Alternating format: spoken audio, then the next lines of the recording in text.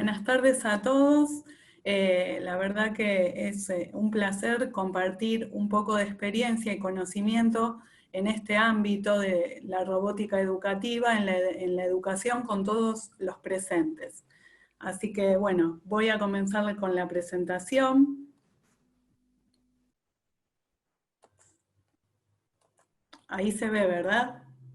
¿Sí? Correcto, correcto, adelante. Bueno, en realidad la charla de hoy abarca el tema de las potencialidades pedagógicas de la inteligencia artificial y de la robótica en la educación. Si bien yo les voy a hablar sobre las potencialidades pedagógicas que la robótica, la robótica atraviesa, ¿no? en el contexto, mejor dicho, educativo y en todos los ámbitos y niveles, después va a seguir mi compañero Adrián para expandir un poco más el tema sobre las potencialidades pedagógicas de la inteligencia artificial.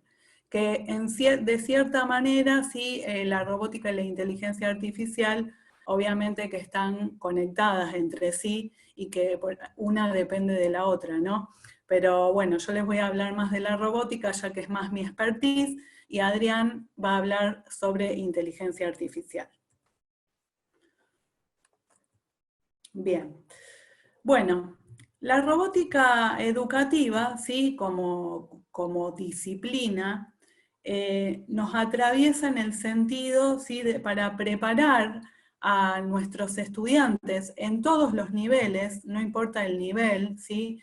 En todos los niveles la robótica educativa se puede trabajar y aplicar para justamente que nuestros alumnos adquieran competencias digitales. Las competencias digitales que hoy en día en la actualidad y que en el siglo XXI la sociedad atraviesa, ¿no? con los nuevos cambios y modelos pedagógicos y estructuras educativas. Es una de las herramientas, la robótica educativa como herramienta potencial, como recurso pedagógico, es una de las que más se aplica, ¿sí? Justamente para formar a nuestros estudiantes en competencias digitales digamos, inculcarle esa cultura digital, ¿no? Porque la robótica educativa es un recurso, una herramienta que tiene la practicidad, ¿no? para justamente transmitir y asimilar conocimientos. Pero esos conocimientos no son conocimientos cerrados, ¿sí? sino que son conocimientos abiertos, porque por medio de la robótica y con la implementación, ¿no? de robot, plataformas, ¿sí? plataformas que involucran simulaciones, ¿no? Podemos entrenar a nuestros alumnos para favorecer las capacidades blandas, abordando al mismo tiempo conceptos pertenecientes a otras disciplinas, a otras áreas. Las que más se relacionan con la robótica educativa, por supuesto que son la matemática, la física, la programación, la electrónica. Básicamente serían las ciencias, ¿no? STEAM, como habrán sentido nombrar. Pero se pueden trabajar muchísimas áreas de manera transversal, o sea que la robótica, en realidad un proyecto para trabajar robótica educativa en cualquiera de los niveles, inicial, primario, secundario, universitario, comprenden proyectos amplios para trabajar diferentes áreas transversalmente y de manera colaborativa, ¿no? Entonces, esto o sea, lo podemos llamar como una herramienta potencial, ¿sí? para favorecer a la educación en los distintos ámbitos y niveles. Nosotros siempre como docentes, ¿sí? como profesionales, pensamos, cuando queremos realizar un proyecto, pensamos el sentido que va a tener ese proyecto y bueno, y por qué yo quiero realizar o llevar adelante ese proyecto y para qué. ¿Sí? Siempre me voy a preguntar por qué quiero realizar este proyecto y para qué, en realidad, qué es lo que quiero lograr con este proyecto. ¿Sí? Siempre tenemos un objetivo. Entonces, yo pienso que implementando la robótica educativa, ¿sí? En la universidad, en el aula escolar, en el jardín. Es una estrategia, ¿sí? Es parte de una estrategia que tiene como objetivo principal, ¿sí? Primero, favorecer el aprendizaje interdisciplinario. ¿Por qué? Porque en un proyecto de robótica educativa no estamos aprendiendo un solo contenido, sino que estamos aprendiendo varios conocimientos, se ponen en juego, se relacionan y entran a relacionarse unos con otros, y a eso, ¿sí?, le llamamos aprendizaje interdisciplinario. Y desarrollo de capacidades, ¿sí?, de capacidades de los mismos estudiantes, y inteligencias múltiples, ¿sí?, que se ponen también en juego, empleando, ¿no?, la construcción de prototipos robóticos, la interacción con sus compañeros, potenciando el pensamiento computacional, el pensamiento crítico, la creatividad, que también se pone en juego en este proyecto. Son muchos factores que se relacionan y que entran en juego, porque los mismos estudiantes, cuando encaran, ¿no?, o sea, un proyecto educativo amplio, donde reúnan conocimientos de diversas áreas, ¿sí?, ellos mismos ponen en juego sus capacidades y generan, de cierta forma, una autonomía, ¿no?, para responder, ¿sí?, con sus propias habilidades y capacidades con respecto al proyecto. Y intercambiando, ¿no?, experiencias, interacción con el otro. Nosotros estamos constantemente aprendiendo de otros, ¿sí? No solo los alumnos, nosotros también aprendemos de otros. Y más en este mundo que se viene cada vez más acelerado, ¿no?, con toda la innovación, la tecnología, la cultura digital. Entonces, bueno, ellos en estos proyectos ponen en juego todas esas habilidades, y la verdad que el objetivo para el profesional, ¿sí?, que quiere trabajar este tipo de proyectos en el contexto educativo, es realmente que ese aprendizaje les resulte constructivo y significativo, ¿no? Bueno, ¿cuáles son acá un poquito, en forma de esquema, las potencialidades, ¿no?, pedagógicas que justamente vamos a hablar hoy de la robótica? Primero, o sea, lo que se piensa es en el proyecto, ¿sí?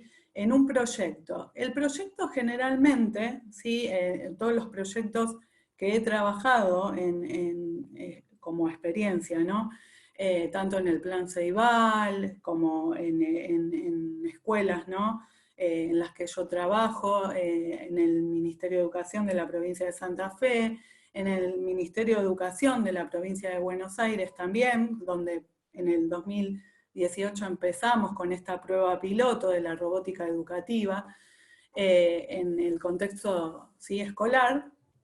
Siempre se piensa en buscar una problemática, o sea, que los alumnos sean capaces de identificar una problemática del contexto social, que a ellos les interese investigar, ¿sí? Porque recordemos que, bueno, lo importante acá es que nosotros tenemos que tratar que los alumnos estén interesados en el proyecto, porque si el proyecto no interesa, no habría motivación. Entonces, siempre proponer, ¿sí?, qué es lo que les interesa investigar a ellos, qué problemática visibilizan, qué se puede transformar, mejorar o modificar de esa problemática, y llevarla, ¿sí?, a un ABP, ¿sí?, aprendizaje basado en proyecto. Llevar esa problemática a un aprendizaje basado en proyecto, y desde ahí pensar cuáles son las áreas curriculares, ¿sí?, que se unen, que entran en juego para abordar este proyecto. Y de ahí lo que se va a poner en juego por parte de ellos va a ser el pensamiento lógico, el pensamiento crítico, la creatividad constructiva para resolver ese problema, mejorarlo, transformarlo, ¿sí?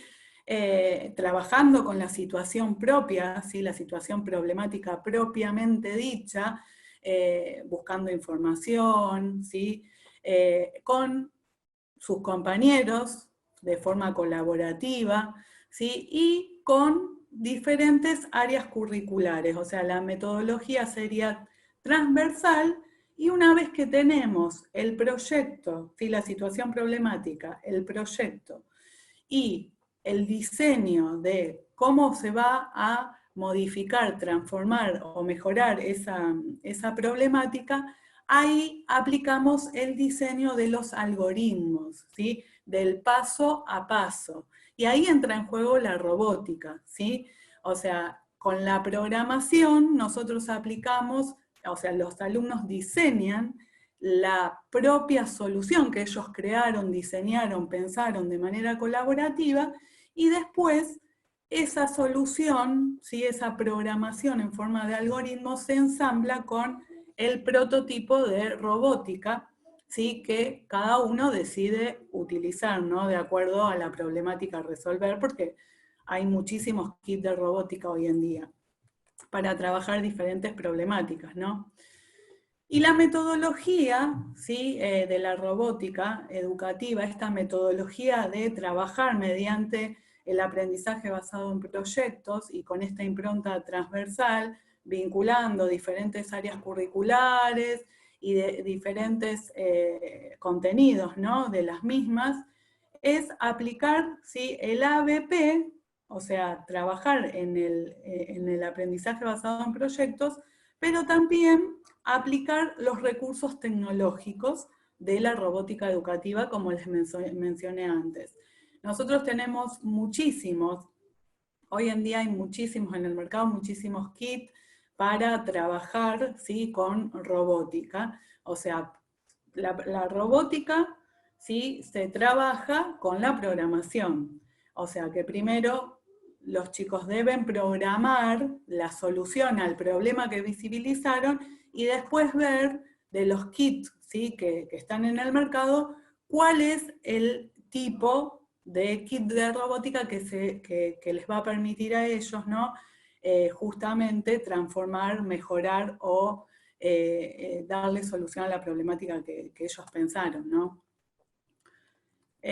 Bueno, y acá un poco, ¿sí? Como les dije, de todos los niveles que se pueden adaptar. O sea, la robótica en realidad no está pensada para trabajar en un cierto nivel, sino que se puede trabajar en diferentes niveles, en el jardín, como les dije, en la escuela primaria, y en la escuela secundaria y en el nivel universitario también. Porque es una práctica que favorece muchísimo el desarrollo de capacidades y habilidades e inteligencias múltiples, y es una práctica, digamos, que motiva a los estudiantes y por medio de ella pueden aprender contenidos de diferentes áreas curriculares, ¿no? Básicamente, ¿sí? La robótica está muy vinculada y relacionada con la electrónica, con matemática, por supuesto, con programación, pero también podemos trabajar, ¿sí? Otras, o sea, podemos trabajar física y química también, ¿sí? O sea, hay muchísimos proyectos para hacer con robótica en donde por ahí no vamos a encontrar que todas las áreas, a lo mejor curriculares del nivel medio, se integren al proyecto, pero sí vamos a encontrar que muchas, ¿sí? Van a estar dependiendo del mismo. Inglés también, ¿sí? Porque todos los lenguajes de programación, los kits de robótica, todo viene en inglés, así que el inglés se trabaja y se aplica para cualquier proyecto. Y otras, ¿sí? De acuerdo al proyecto, se pueden integrar. Bueno, y como reflexión, ¿sí? Se puede decir que la robótica es una actividad lúdica, que lo podemos mirar, darle esa mirada como juego, ¿no? Como que es un juego. Y esta actividad lúdica, ¿sí? Ayuda a favorecer el pensamiento computacional, porque los alumnos deben buscar, ¿sí? O sea, primero identificar, como les dije, una problemática. De esa problemática tienen que, o sea, interactuar con sus compañeros para ver cómo van a resolver ese problema. Allí se impone el trabajo colaborativo, se imponen las experiencias y conocimientos previos que cada uno con sus diferencias pueden tener, algunos sí, otros no, aprender de otros, como les dije, y después, cuando busco la solución, ¿cómo lo vamos a hacer? ¿Y para qué? ¿Qué objetivo tiene que cumplir justamente este proyecto? Cuando se piensa en eso, ellos también empiezan a desempeñar diferentes roles. ¿Sí? Y esos roles que ellos van desempeñando generan cierta autonomía y favorece las habilidades y las capacidades de los alumnos. Ellos mismos en este tipo de proyectos como que se miden hasta qué puedo hacer, qué es lo que puedo hacer, qué es lo que quiero lograr. Como uno profesionalmente también se mide y dice, bueno, ¿qué es lo que yo puedo hacer? ¿Esto lo puedo lograr? ¿No lo puedo lograr? Uno va trazando, ¿no?, a lo largo de la vida, de su carrera, desafíos, y bueno, en los alumnos pasa lo mismo, ¿sí?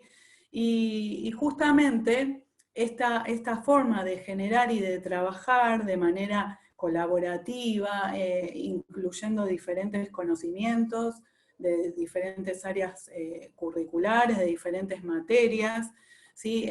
Hacen a la construcción significativa y a buscar una resolución crítica, ¿sí? Una resolución que permita, ¿sí?, no solamente resolver la problemática que se visibilizó, ¿no?, sino que también permite identificar y entender los procesos que se tuvieron que aplicar para resolver esa problemática, ¿sí? Porque una problemática, un proyecto, ¿sí?, representa diferentes etapas.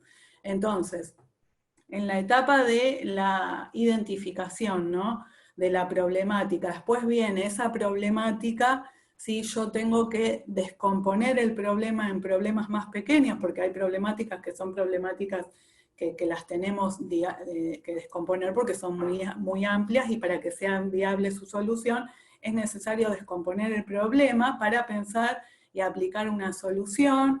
Ahí viene el intercambio de experiencias, los roles que ejercen los alumnos, y todo esto lleva, ¿sí?, a generar una solución.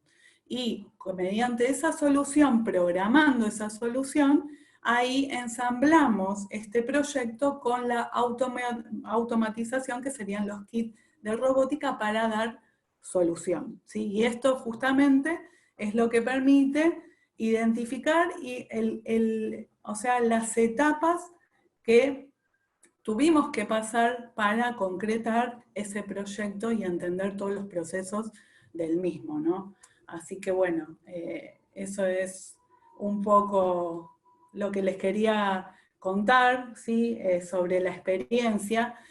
Para trabajar hay muchísimo, y en los diferentes niveles, obviamente, del contexto educativo, se pueden trabajar con diferentes kits, con diferentes componentes, con plataformas y simuladores virtuales. Si no tenemos los recursos, no es que no podemos trabajar con robótica porque no tenemos los recursos.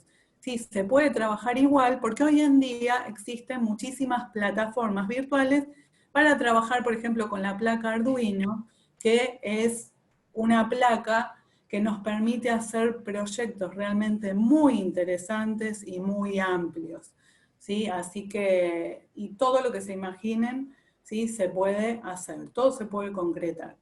Así que bueno, no sé si yo terminé con Bueno, mi... muchas gracias, Sabina. No, por favor, Muy a ustedes. interesante. Te quiero transmitir acá las consultas que nos han llegado al chat. Pedro nos pregunta, ¿qué se entiende por pensamiento computacional? Bien, qué linda pregunta. Bueno, la voy a responder con gusto. El pensamiento computacional, vieron que ahora es una palabra que está como de moda porque está aplicada en todos lados, pero en realidad el pensamiento computacional, a mí me gusta mucho trabajar este concepto y bueno, y yo doy robótica, ¿no?, en un colegio privado de acá de la ciudad de Rosario, y cuando empezamos el año, yo les preguntaba a mis alumnos, sin darle ningún tipo de material, teoría, nada, pero quería saber qué me respondían ellos, a ver qué era el pensamiento computacional. Y ellos me decían que era un pensamiento vinculado con la tecnología, con la computadora, que, bueno, no estaban para nada equivocados, porque obviamente está relacionado con las tecnologías.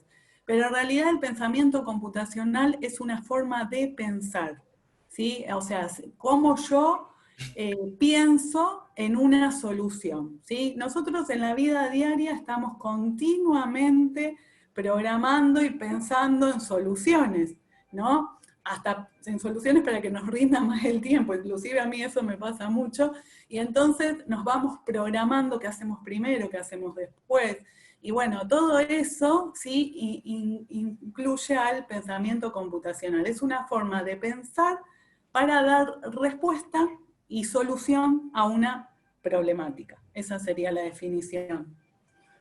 Bueno, muchas gracias. Sabina, también tenemos la pregunta de la licenciada Beatriz Cruz Olivares, a quien le envío un particular saludo desde México. Nos pregunta qué aplicaciones recomienda para comenzar a introducir la robótica en las aulas. Bien, bueno, qué linda pregunta también y un placer tenerla desde México. La verdad que hay muchísimas, ¿sí? Y para los distintos niveles. Nosotros en el Plan Ceibal usamos, ¿sí? En el contexto educativo de nivel primario, ¿no? Usamos la placa microbit, ¿sí? Ellos tienen la placa microbit físicamente en las escuelas, pero para aquellos que no la tienen se puede trabajar esa misma placa de manera virtual, o sea, en una plataforma, en un simulador que se trabaja en MakeCode, ¿sí? MakeCode se llama. Y por ejemplo, los niños ahí pueden hacer proyectos, estuvimos trabajando proyectos con profesores de educación física, por ejemplo, para contar los saltos que dan los chicos cuando juegan a la soga, o para contar los pulsos en un determinado tiempo para hacer calentamiento, ¿no? Antes de comenzar con la actividad física, un montón de proyectos. Eso con la placa microbit trabaja con un simulador, ¿sí? Que es abierto, ¿no? O sea, de manera online, que se llama MakeCode y que ustedes se pueden registrar en esa plataforma y pueden ver proyectos, ¿sí? de otras personas, ¿no? Y de distintos lugares del mundo inclusive. Y después eso para trabajar en nivel primario y secundario también. La placa microbit. Y después la placa Arduino trabaja con un simulador, ¿sí? Virtual que se llama Tinkercad. ¿Sí? También es una plataforma virtual, un simulador, en el que ustedes, es obviamente online, se pueden loguear, ¿sí? Y allí pueden crear sus propios proyectos, sus circuitos, hasta pueden crear diseños para impresoras 3D, también se puede crear desde allí, desde Tinkercad, y trabaja con la placa Arduino, la protoboard, y ahí se pueden crear muchísimos proyectos, incorporando sensores ultrasónicos, luces LED para generar proyectos de semáforos, por ejemplo, muchísimos proyectos que también al registrarse, ustedes van a poder ver allí proyectos de otras personas, de otras comunidades y demás. Bueno, Esas serían las plataformas virtuales, ¿no? Yo Arduino la recomiendo para nivel secundario superior, ¿sí? Superior me refiero a universitario, y lo que es MakeCode para microbit lo recomiendo para el nivel primario, ¿sí? Bueno, fantástico, la verdad que muy interesante. Tenemos varias preguntas más. Mariana Arrabal nos consulta cuáles son los kits de robótica que pueden utilizarse en educación y si hay que pagar licencia por los mismos. No, licencia por los mismos no, pero se pueden adquirir, bueno, están los kits de robótica de Rusty, están los kits de EducaBot, que también son muy lindos, y los kits de Lego. Esos son los tres más reconocidos y en los que se pueden trabajar proyectos amplios, ¿sí? Porque o sea, los alumnos pueden desarrollar diferentes prototipos y proyectos. Yo acá tengo algunos. Este yo lo estoy trabajando en la escuela preuniversitaria, bueno, quedó obviamente el proyecto parado, ¿no? Por lo de la pandemia, pero esto lo armaron los chicos, esta es, justamente ellos armaron como un perrito, ¿ven? Este perrito tiene sensores, las rueditas, y entonces, Interesante. bueno, detecta obstáculos, y cuando detecta un obstáculo gira, ¿sí? De acuerdo a la programación que se le dé, porque esta parte que ustedes ven acá sería el cerebro del kit de robótica de Lego, y esto se conecta a la computadora, ¿sí? Se programa, y de acuerdo a la programación que se le ha cargado, el robot, ¿no? Actúa. Este es de Lego, y este es otro que tengo, que es una grúa, no sé si la alcanzan a ver, Sí, que armaron los chicos. Esta grúa, bueno, cuando detecta un objeto, ¿sí? Baja, la grúa abre, o sea, abre la pinza y agarra el objeto. Este es el de Make Block, ¿sí? Este es el de Make Block. Y después, bueno, el de Rusty no lo tengo acá, pero también es muy bueno. No bueno, tengo nada armado para mostrarle. muy interesante. Hay unos participantes también que están agradeciendo las explicaciones. Ivana Torres nos manifiesta que Bueno, le ha muchas gracias. resultado de mucha claridad la explicación que nos estás dando. Y también voy a hacer una última pregunta, Sabina, para dar paso luego al ingeniero Pajakiewicz a que nos pueda dar su disertación. Lili Devoto nos pregunta qué actividades se podrían realizar con chicos de 3 y 4 años. Consulta básicamente para un centro de estimulación infantil. Interesante pregunta. Ay, sí, sí, sí, muy interesante. Bueno, la robótica es una herramienta de estimulación ya de por sí, ¿no?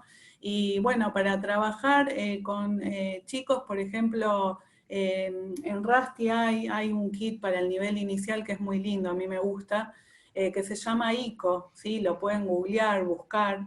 Y también hay otros de EducaBot, ¿sí? Que es una abejita, ahora no me acuerdo bien cómo se llama, pero lo que tiene de bueno es que por ahí ellos pueden hacer cosas sencillas, ¿no? Con el darle movimiento hacia la derecha programando, ¿no? Hacia adelante, hacia atrás, hacia la izquierda o derecha, o inclusive girar, y eso hace que, o generar obviamente la motivación en estos chicos. Pero sí hay muchísimos, muchísimos también hay para nivel inicial. Y si no, se puede crear y armar algo propio, ¿sí? Bueno, acá les muestro, a ver, yo estoy armando, me falta el coso, o sea, me falta, estoy haciendo un proyecto en realidad que es un proyecto construido con materiales reciclables, ¿no? Entonces me falta ponerle las rueditas, esta es la protoboard, ¿sí? Con un sensor, acá tengo el sensor ultrasónico, y acá está la placa Arduino. Bueno, a esto me falta ponerle las rueditas, los servomotores, todo con materiales reciclables que estoy armando, y un sensor de seguidor de líneas. Eso es muy lindo para trabajar con el nivel inicial, porque ustedes, o sea, pueden poner, qué sé yo, una tela, una cinta de color, y que el robot haga ese recorrido. Y no necesariamente hay que gastar mucho dinero, ¿no? Porque en realidad la placa Arduino es económica, y los componentes también, y todo lo demás lo podemos generar con elementos reciclables, caja de cartón, las tapitas de CD, vieron que las cajitas plásticas de CD, se pueden también armar muchísimos proyectos con cosas que tenemos en casa, ¿no? O en la escuela, para no ponernos con tanto gasto. Bueno, una más, Sabina, ¿puede ser? Sí, sí. Bueno, Lisandro Arriaga nos dice muy interesante la exposición. Me gustaría saber la opinión del licenciado sobre la aplicación de la robótica en proyectos de investigación de ciencias sociales, especialmente para organizar trabajos de campo. Sí, sí, hay muchísimos proyectos, sí, que estoy por ahí leyendo, y que por ahí de otros colegas, ¿no? Que conozco, que son proyectos para, o sea, para implementar la robótica justamente en la investigación y a la aplicación de campo. Yo en ese sentido, sí, recomiendo más amplio, sí, la investigación, ¿no?, de campo es amplia siempre cuando uno hace una investigación de este tipo. Yo recomiendo en esos casos, sí, la placa Arduino. ¿Sí? Con la placa Arduino y los componentes que se le pueden agregar, que son un montón, se puede trabajar con proyectos para lo que ustedes necesiten y quieran investigar. ¿Sí? Obviamente que es amplio, o sea, ni yo he probado, que hace años que estoy con la robótica, he probado todos los componentes de la placa Arduino, pero es algo que te va llevando y que con cada proyecto requiere, ¿no?, de sus componentes específicos, según el objetivo y lo que uno quiere lograr, ¿no? Por eso cuando les presenté, les dije que un proyecto, cuando uno quiere realizar un proyecto, se tiene que preguntar primero por qué lo quiero hacer y para qué lo quiero hacer. Y después tengo que pensar en todo lo otro, cómo lo voy a hacer, la metodología, qué tipo de kit o prototipo quiero o me sirve implementar para llegar al objetivo, ¿sí? Pero con la placa Arduino se puede hacer de todo, de todo. Bueno, gracias. La verdad que excelente tu exposición, Sabina. Te quiero agradecer en Bueno, nombre de la institución, realmente muy clara. Muchos agradecimientos en el chat en relación a la claridad de lo que nos has explicado. Algunas preguntas que lamentablemente, bueno, no las vamos a poder responder ahora porque tenemos que seguir con el primer encuentro. Preguntan aquellas páginas a las que pueden acceder para la simulación. sí, ahora las dejo en el También chat. Las dejo, las escribo en el eso. chat. ¿Eh? Si no, también vamos a preparar un correo electrónico con una información más completa Sí, en respuesta a todo lo que nos han consultado. Hay otras consultas que se relacionan con la usabilidad de Arduino, qué tan complicado puede ser. Bueno, muchas bien. gracias a todos quienes nos están preguntando y naturalmente a Sabina, que nos has dado una exposición muy interesante. eh, y vamos a pasar a la exposición, a la disertación de Adrián. Yo invito a los participantes a que a través de las reacciones que tienen en la parte de abajo de la pantalla del Zoom, puedan brindarle, como lo hizo Mariana de Lorenzi, un aplauso virtual a Sabina para que podamos, ya que no podemos ni abrazarnos ni nada, de esto de la virtualidad nos permite hacer este tipo de cosas. Muy Bien. bien, muchos aplausos. Muchas gracias, Bueno, Sabina. gracias a todos, gracias. La verdad un placer compartir esta experiencia y bueno, y sobre todo me da mucha alegría que les haya sido significativo, ¿no? Gracias. Bueno, muy bien. Entonces, Adrián, si está por ahí, levante la mano, active el micrófono. Sí, sí, acá estamos. Bueno, fantástico. Adrián es ingeniero de la casa, es quien nos va, de la universidad, es quien nos va a contar esta segunda parte de este encuentro en, en una disertación relacionada sobre la inteligencia artificial que nos ha llegado tan rápidamente y más todavía en estos tiempos, donde hemos tenido que presentarnos rápidamente a las evoluciones tecnológicas. Y la inteligencia artificial como un elemento utilizable en las clases es algo que queremos desarrollar, algo que estamos tratando entre los grupos de investigación de la carrera, entre los cuales está Adrián participando. Adrián ha participado de algunos proyectos, también les quiero contar un poquito, antes de darle paso, en uno de los proyectos insignia de la carrera que ha sido el proyecto de baldosas inteligentes, que nos ha permitido transformar, nos ha permitido crear un modelo de transformación de la energía cinética del cuerpo a través de la pisada a transformaciones en energía eléctrica para ser aprovechadas. También Adrián nos acompaña en otros proyectos de investigación. En este momento estamos desarrollando una investigación sobre un proyecto de investigación de manipulación y tratamiento de imágenes tridimensionales con posicionamiento puntual a través del procesamiento de imágenes e inteligencia artificial. Es un proyecto que seguramente va a salir publicado después en Latindex y en la revista Invenio de la universidad. Adrián, entonces, adelante nomás y mucha suerte. Bueno, gracias.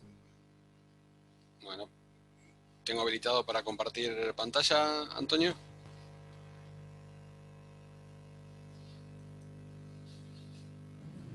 Adelante.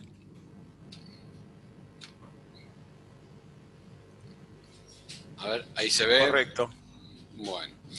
Bueno, buenas tardes a todos, gracias por estar presentes, gracias a la universidad, gracias Antonio por la introducción.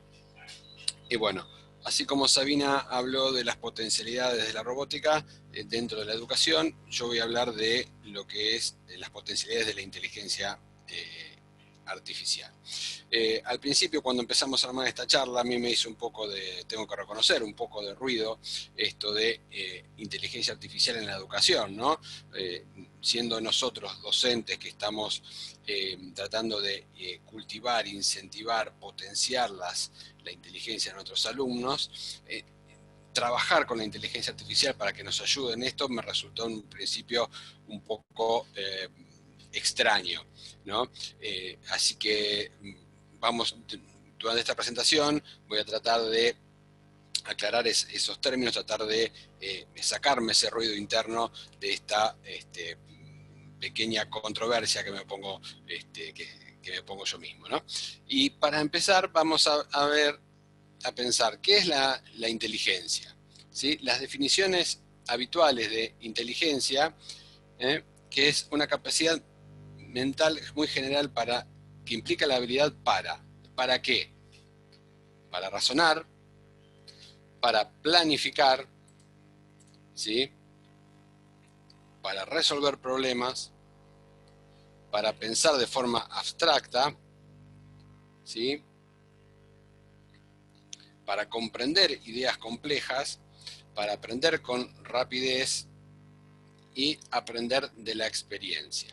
¿Sí? Esto es lo que es el significado general, la definición general de inteligencia en el sentido humano. Después sí, si ustedes ven las bibliografías, diferentes bibliografías pedagógicas, hablan de otros tipos de inteligencia emocional, inteligencias múltiples. Yo ahí no me voy a meter mucho porque, bueno, como buen ingeniero ya esas temas me exceden un poco, pero estas son voy a usar esta definición que es la definición general, ¿no? Y esto, si hablamos de inteligencia artificial, ¿qué implica? ¿Cuál es la implicancia de artificial? Que lo resuelva ¿qué? Una máquina. Y la pregunta es, ¿pueden pensar las máquinas? Esta es una pregunta interesante que en algún momento, ¿sí? se la hizo esta persona, que es Alan Turing, que dijo que una computadora, puede ser llamada inteligente si logra engañar a una persona haciéndole creer que es un humano. El concepto ahí de engañar, bueno, es medio un truco, podemos poner diferentes verbos ahí. Para esto, dentro de la ciencia de la informática, nosotros siempre hablamos del test de Turing, que es un test que teorizó Alan Turing, en el cual si un interlocutor, que puede ser como dice en la diapositiva, una persona o un sistema informático, y a través de algún método, acá en el dibujo se ve solamente una cortina, pero la idea es que las personas que están de un lado de la cortina hagan preguntas y del otro lado la computadora y la persona respondan. Si las personas que están haciendo las preguntas no logran discernir en base a sus respuestas cuál es una computadora y cuál es la persona, estamos en la presencia de que es una computadora a la cual podemos llamar inteligente, ¿sí? Y esto nos lleva a la definición de qué es la inteligencia artificial. Es exactamente aquello que yo mostré al principio, la definición de la inteligencia humana traducida a la computadora. para eso, para llegar a una conclusión, les voy a pasar algunas definiciones de inteligencia artificial, como esta, que Howe Lang dijo que es un nuevo y excitante esfuerzo de hacer que las computadoras piensen, ¿sí? Máquinas con mentes en el más amplio sentido literal. Esta otra definición de Bellman nos dice que la automatización de actividades que vinculamos con procesos de pensamiento humano, actividades como la toma de decisiones, resolución de problemas y aprendizaje. Otra definición de Charniak y McDermott es el estudio de las facultades mentales mediante el uso de modelos computacionales. ¿Sí? La definición de Winston, que es el estudio de los cálculos que hacen posible percibir, razonar y actuar. Kurzweil dijo que es el arte de desarrollar máquinas con capacidad para realizar funciones que cuando son realizadas por personas requieren de inteligencia.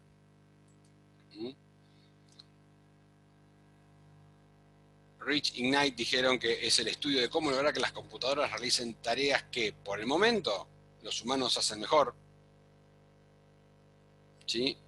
Otra definición es que la inteligencia computacional es el estudio del diseño de agentes inteligentes y que la inteligencia artificial está relacionada con conductas inteligentes en artefactos. Todas estas definiciones son con algún grado de certeza correctas, con otro un poco incorrectas, y yo las resumo todas las anteriores en la siguiente, que la inteligencia artificial es una disciplina orientada al diseño y construcción de máquinas que realicen tareas propias de humanos dotados con inteligencia. Acá yo me voy a detener un poquito antes de pasar a la siguiente diapositiva, porque cuando hablamos de máquinas, la primera asociación que hacemos es una máquina concreta, una computadora, un robot, como mostró Sabina, ¿sí? Pero la inteligencia artificial también puede ser vista como un software, no necesariamente como una máquina propiamente dicha, sino como un programa que sí, que efectivamente corre dentro de una máquina, pero que no es necesariamente que tenga que estar una máquina. Y lo que dice la definición, tareas propias de humanos dotados con inteligencia. Sí, dentro de las diferentes, históricamente la inteligencia artificial, desde que comenzó el estudio de la inteligencia artificial, los investigadores han desarrollado diversas técnicas, tratando de simular el raciocinio, que van desde técnicas que tratan de formalizar el pensamiento, es decir, si yo tengo que tomar una decisión, ¿qué mecanismo hace el ser humano para tomar una decisión? Y ahí, por ejemplo, podemos hablar de un término que es árboles de decisión. Otra rama es que han estudiado cómo buscamos la solución de un problema, ¿sí? A un problema determinado, lo cual originó diferentes métodos de búsqueda de soluciones. Y también uno más raro y que hoy por hoy está en boga, que es representar.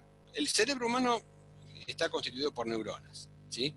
Entonces, a alguno de todos estos investigadores se le ocurrió simular con un pequeño programa una neurona, ¿sí? Luego interconectar de esos diferentes pequeños programas para darle una definición concreta, ¿no? Y unir todos esos diferentes pequeños programas, neuronas, para crear una red neuronal, que se llama en la jerga. No específicamente un cerebro, pero sí una red neuronal. Y a esa red neuronal, las capacidades que se le dan es de poder aprender. A esa red neuronal se la enseña a resolver un problema, ¿sí? Y volviendo a esta parte de las tareas propias de humanos dotados de inteligencia, no significa que necesariamente nos van a reemplazar, que una inteligencia artificial nos va a reemplazar. Simplemente que hace una tarea que a la vista de quien obtiene el resultado puede parecer hecha por un ser humano común, parecido a lo que estaba hablando anteriormente del test de Turing. si alguno va a investiga y empieza a terminar esta charla, en ese tema empieza a investigar, también va a haber dos clasificaciones de inteligencia artificial. Una, la inteligencia artificial fuerte o general, y la inteligencia artificial débil. La inteligencia artificial general sería una inteligencia que sea estrictamente como un ser humano, que pueda tener todas las funcionalidades de un ser humano y eventualmente, como parecía en la película Terminator, dominar al mundo y exterminar a nosotros. Por suerte, en mi modesta opinión, ese tipo de inteligencia artificial está muy lejos de concretarse, o al menos tan lejos que por lo menos yo no la voy a ver. Perdón que sea muy, muy autorreferencial, pero bueno. Y después está la inteligencia artificial débil, que es justamente lo que estuvimos hablando, que es la que está virtualmente en boga, que en las noticias nosotros vemos y nos enteramos siempre que hay una inteligencia artificial que hizo esto, una inteligencia artificial que hay otro, que descubrió un planeta, que descubrió una fórmula, que es sí la débil, o sea, que es una inteligencia artificial que resuelve o ataca un problema concreto, ¿sí?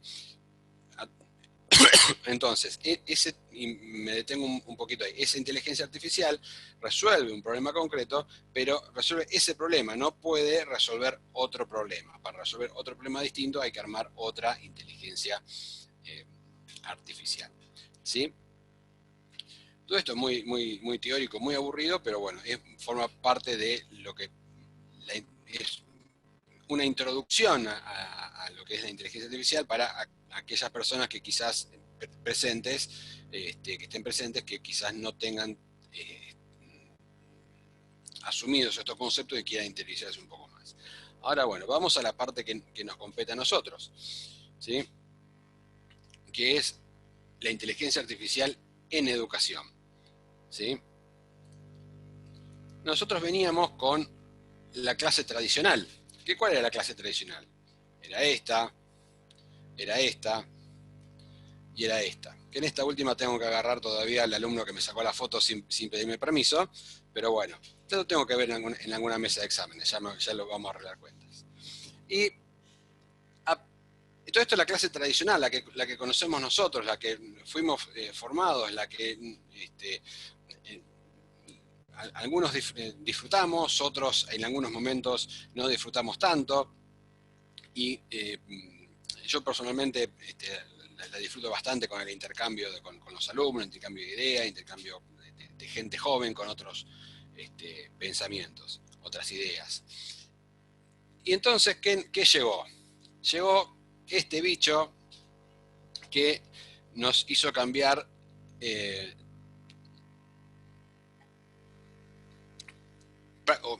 prácticamente, tirar a la basura, por no decir otro término poco académico, todo aquello que habíamos experimentado hasta ahora. Y a raíz de esto, y de la noche a la mañana, como pongo acá, empezamos a tener los docentes consultas por WhatsApp en cualquier horario, ¿sí? Las clases por Zoom, por Meet, por Hangout, por WhatsApp, prácticamente creo que todos los que están presentes y los que son docentes han tenido charlas y clases virtuales casi con cualquiera de estas plataformas, y algunas otras que no, yo al menos por suerte no he tenido que trabajar, ¿sí? Hemos tenido que preparar material en formato digital, muchos, me incluyo, tenemos una carpeta, tenemos una montaña de papeles, biblioratos, cajas con un montón de papeles, y ahora en este momento que no nos podemos asistir, tenemos que transformar todos esos material en un formato digital, y también nos encontró en muchos casos grabando videos para poder dar una clase y transmitirlos, ¿sí? Y otra cosa que yo no puse acá, pero que yo no lo sé porque no me toca, no soy padre, pero muchos de los docentes a su vez también son padres, entonces además de enseñar a sus alumnos por todos estos métodos, también tienen que trabajar con sus propios hijos en sus casas. Entonces, bueno, y no quiere decir, o sea, yo esta inferencia con el tema del COVID, lo hice no porque no, por una cuestión de actualidad solamente, sino porque creo que dispara todo esto, y creo que todos los asistentes que son docentes y los que no también, se ven reflejados, ¿no? Que tienen que lidiar con todo esto, que de la noche a la mañana tuvimos que cambiar la forma de pensar, empezar a aprender tecnologías y empezar a pensar de otra manera, ¿sí? A tratarnos nosotros mismos de otra manera a través de las diferentes plataformas, y empezamos a ver el potencial también de muchas de estas plataformas. En lo personal, yo creo que todo este método, por ahí no tiene que ver mucho con la charla, pero yo creo que toda esta virtualidad llegó para quedarse, ¿sí? A pesar de que el coronavirus desaparezca, ojalá que así sea lo más pronto posible, como dice Antonio, podamos saludarnos, besarnos y juntarnos como era antes. Yo creo que a pesar de eso, esta virtualidad llegó para quedarse. Y en todo este contexto, ¿en qué nos puede ayudar la inteligencia artificial en todo este contexto, ¿sí? Dentro de la educación? Una de las...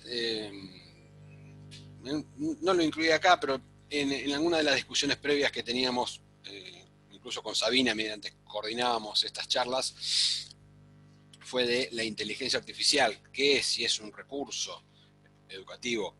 Yo no lo veo que sea como un recurso educativo, como es un robot, porque tanto la inteligencia artificial como creo yo la inteligencia natural necesita de algo para poder visualizarse, ¿no?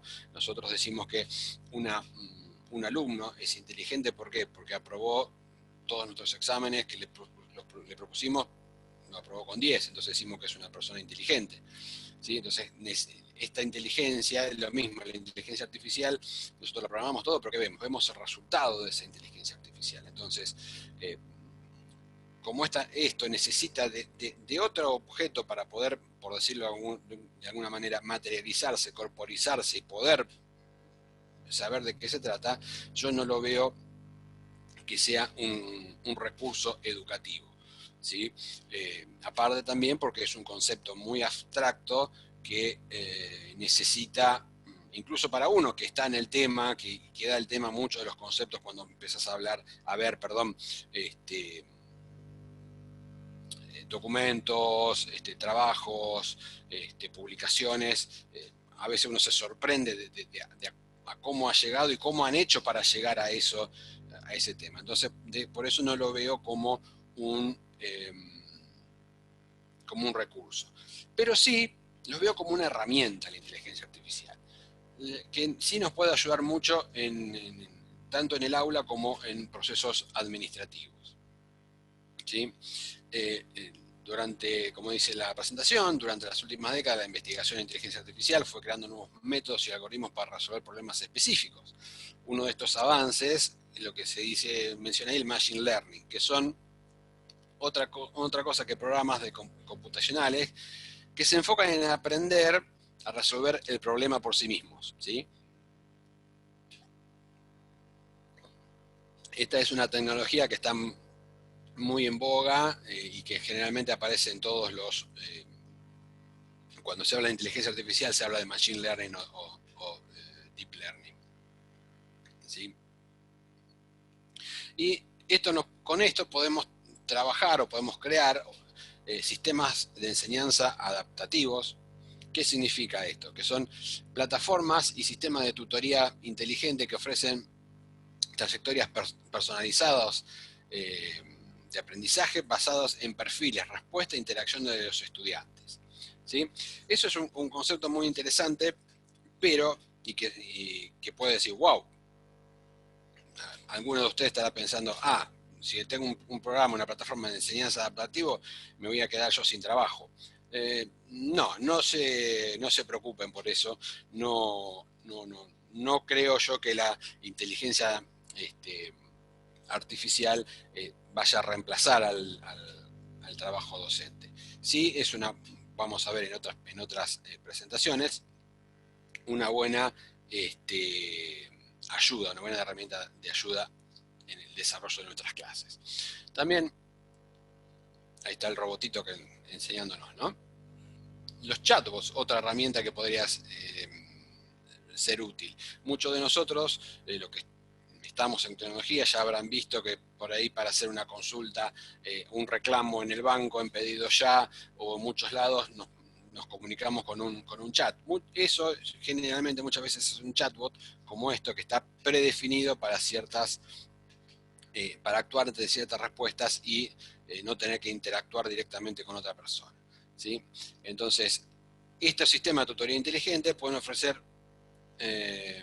no, esto creo que ya me confundí de cosa. A ver, permítanme que voy a chequear. Sí, me confundí al armar la presentación, puse el mismo texto, perdón. La idea a través del chatbot es que, como usamos, voy a adelantar la presentación, a través de una plataforma, como puede ser el teléfono celular, que todos nuestros estudiantes hoy en día tienen en la mano, y siempre lo estamos cuando estábamos en las clases presenciales, los retábamos de que apaguen el celular, de que no lo usen, de que bajen el ringtone. Entonces, a través de un chatbot podríamos, si lo creamos correctamente, podríamos dar algunas consultas al alumno, que ese chatbot responde a algunas consultas relativamente sencillas. Todos, siendo alumnos, hemos preguntado cosas a nuestros docentes que nos han visto con mala cara, y ahora que somos docentes ponemos mala cara cuando algún alumno nos pregunta algo obvio, ¿sí? Y ese chatbot, por ejemplo, nos permitiría reducir, como yo les decía en la presentación, del inicio de los problemas que trajo el COVID, que estábamos muchas veces respondiendo mensajes de WhatsApp a cualquier hora, o mails a cualquier hora para consultas de cómo es esto, cómo aquel tema, cuándo va a ser el examen, cómo va a ser y demás, podrían resolverse con un chatbot, por ejemplo, ¿sí? Otra incidencia puede ser de la inteligencia artificial en la educación, es trabajar sobre las tareas rutinarias. Dentro de las tareas rutinarias, ¿qué tenemos muchas veces? La corrección de exámenes. Nosotros tenemos un montón de exámenes que tenemos que corregir. Teniendo exámenes en alguna plataforma o de alguna manera, podemos armar una inteligencia artificial que los corrija de manera automática, ¿sí? También la generación de preguntas para esos exámenes, ¿sí? Muchos nos hemos, seguramente muchos de mis colegas docentes que nos están escuchando, al momento de agarrar de generar un nuevo examen para no repetirse, que a lo mejor van dentro de todos esos biblioratos y carpetas que yo les decía. Nosotros los informáticos, dentro de nuestros discos rígidos o pendrives, buscamos a lo mejor exámenes viejos, lo cambiamos la fecha y los presentamos de esa manera, ¿sí? Entonces esto nos podría ayudar también en esto. Otra tarea rutinaria que nosotros trabajamos como los docentes es la verificación de la asistencia de los estudiantes, ¿sí? Mientras estaba preparando esta presentación y sobre la verificación de la asistencia de los estudiantes, leía que en China estaban haciendo algo parecido de esto a través de identificación facial. Entonces, bueno, no es algo loco poder verificar la asistencia de nuestros estudiantes, ¿sí? También nos puede ayudar en el análisis de grandes volúmenes de información, más allá de que algunos de mis colegas docentes tienen 30 alumnos en una escuela, 30 en la otra, 20 en otra escuela, de los cuales a lo mejor de consulta con una charla online se conectan 10 nomás, ¿no? Pero bueno, todo eso es un conjunto de información que puede ser procesada, ¿no? Entonces, este análisis de todos esos grandes volúmenes de información podría facilitar la identificación de patrones en la población de estudiantes que es atendida por nuestras artes educativas, y diseñar estrategias de intervención focalizadas y diferenciadas, ¿sí? Ahora bien, todo hasta acá muy lindo, pero también hay ciertos riesgos en la aplicación de la inteligencia artificial en la educación. Uno es la protección de la privacidad, ¿sí? Con la cantidad de información que tenemos, que se tienen en las instituciones, tenemos no solamente la información del sexo, edad, documento, dirección de la familia, y en algunos casos hasta podría haber alguna clasificación particular de qué nivel económico y demás, ¿sí? Al entrenar estos algoritmos con toda esa información, podría haber algún riesgo en la protección de la privacidad de nuestros alumnos y de sus familias, ¿sí? Otro riesgo es el garantizar una educación inclusiva y de calidad para todos, ¿sí? Lo de inclusiva, yo no digo a que se cambie solamente el chicos y chicas por el chiques, ¿no? Que están en boga últimamente, sino en que como el entrenamiento de estos datos, de estos algoritmos de aprendizaje, se realiza con datos provenientes de ciertos contextos y personas, podría que para otros ámbitos esa inteligencia artificial que hemos educado no sea la mejor, ¿no? ¿Qué quiero decir con esto? A todos nos ha pasado que dentro del mismo aula o en varias o en otras instituciones, los que trabajan en varias instituciones, nos toca trabajar con gente yo no quiero ser despectivo, ni crítico, ni despreciativo.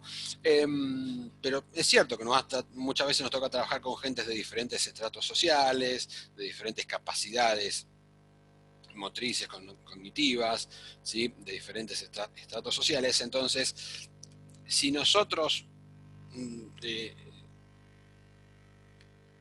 enseñamos esta inteligencia artificial con los datos de un solo grupo de personas, de alumnos, puede que aplicado esa misma inteligencia artificial sobre otro grupo no sea tan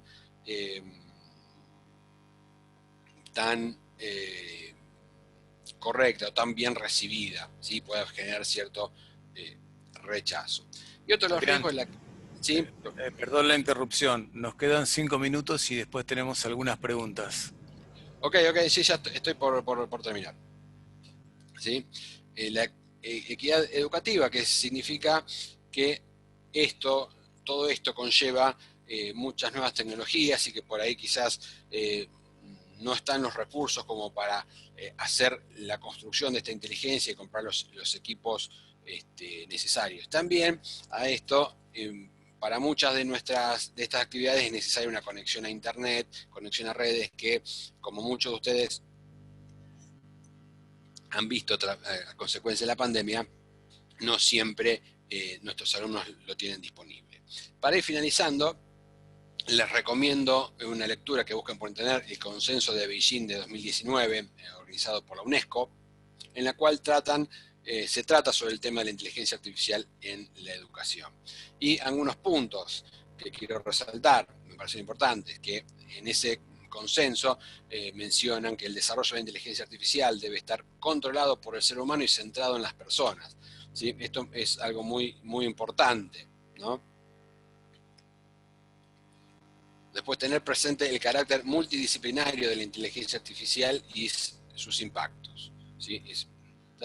Y también que si bien la inteligencia artificial ofrece oportunidades para apoyar a los docentes en estas responsabilidades, esto es muy importante, la interacción humana y la colaboración entre los docentes y los educandos debe seguir ocupando un lugar esencial en la educación, ¿sí? Acá acabo de terminar con la presentación. Me gustaría, antes de terminar, hacer algunas observaciones.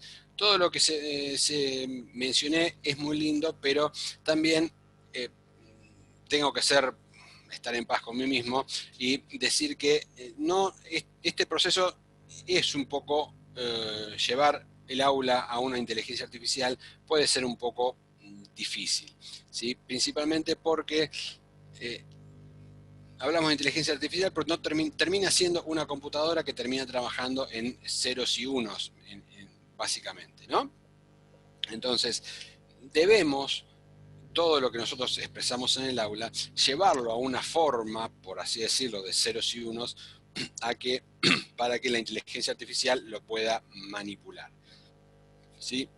Y para esto hay que hacer una interacción con otros profesionales, o sea, posiblemente ustedes tengan que hablar conmigo o con algún colega mío para poder ver cómo le damos forma a los temas que ustedes dan, ¿sí? Quizás las materias como matemática, física, que ya tienen por sí mismos cierta lenguaje incorporado en su esencia, sean más fáciles de trasladarlas. Otras materias como quizás filosofía, biología, por ahí son más difíciles, pero no creo que sean imposibles, ¿sí? Y por último, y así ya lo dejamos tranquilo Antonio, esto de enseñar a una inteligencia artificial, ustedes me pueden decir cómo, yo voy a tengo que enseñar a una inteligencia artificial para que enseñe a su vez a mis alumnos, ¿por qué no enseño directamente a mis alumnos y me ahorro el tránsito? Bueno, y también está la otra cuestión, o sea, hay una responsabilidad en esto, en el enseñar, ¿no? Porque si nosotros enseñamos mal a esta inteligencia artificial, la inteligencia artificial va a enseñar mal a nuestros alumnos.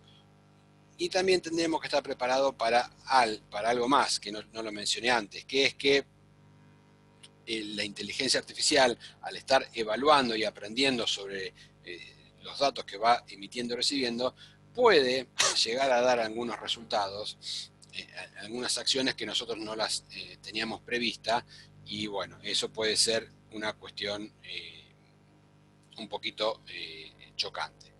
Así que, bueno, con eso creo que he dado un panorama amplio, conciso, y creo que no sé si he aclarado cosas o he generado más dudas todavía, más miedos. Tenemos de todo. Bueno. Bueno, muchas gracias, Adrián. La verdad que muy clara la exposición y muy valiosa realmente para introducirnos en todo este desafío que es la inteligencia artificial, que tiene ya su trayecto y ahora nos está impactando cada vez más fuerte en el aula. Te voy a transmitir algunas preguntas que tenemos de nuestros participantes. Leonardo Blanco nos pregunta qué tan avanzada está la programación de la inteligencia artificial en la educación argentina. En la educación en Argentina y también en el mundo es recién incipiente. O sea, todas las bibliografías que uno ha consultado o ha leído es bastante incipiente todavía.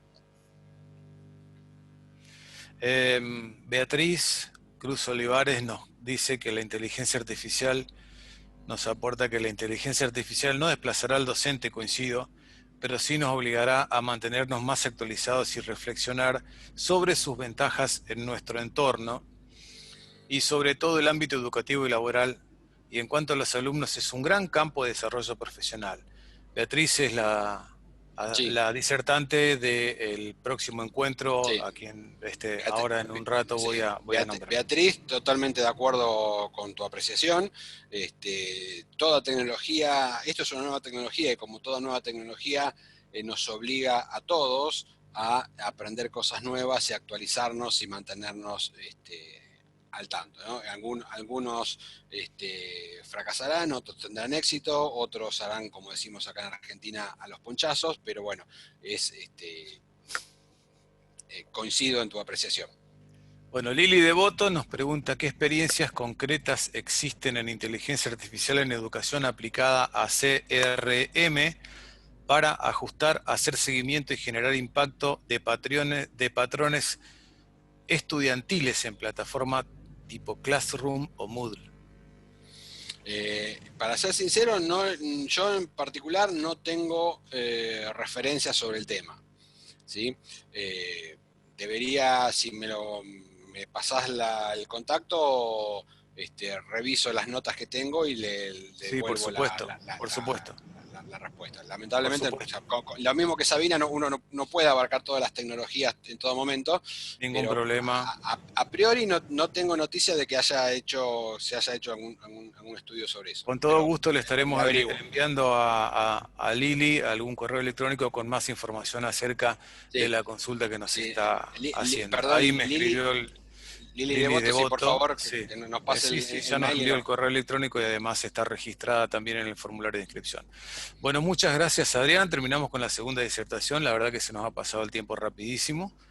Muchas gracias a todos los participantes. Muchas gracias por permanecer acá. Creo que fue más productivo para ser el primer encuentro. Pues vamos a brindarle un fuerte aplauso a Adrián con las reacciones también. Y una gran aprobación por la explicación y el saber que hemos escuchado en este momento, que la verdad que nos gusta mucho escuchar a la gente que conoce y nos puede enseñar algo más a cada paso.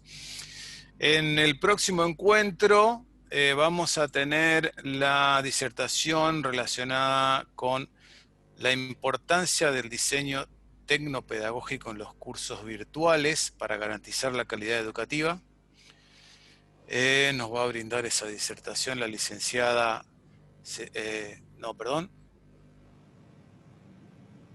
la licenciada Beatriz Cruz Olivar.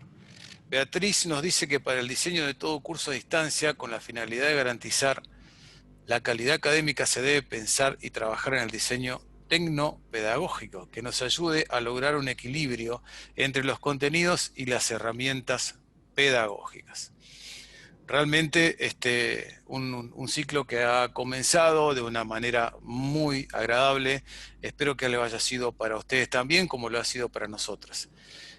Los esperamos entonces en el segundo encuentro, que se va a desarrollar el día 15 del 9, el 15 de septiembre, y estarán recibiendo la invitación con la información de conexión, al igual que la han recibido en esta ocasión. Muchísimas gracias. Aquí voy a habilitar para que cada uno pueda activar su micrófono. Si quieren agradecer a los disertantes, y bueno, le damos un fuerte abrazo. También veo gente muy conocida. Cristian, buenas tardes y muchas gracias por estar acá. Muchas gracias a todos.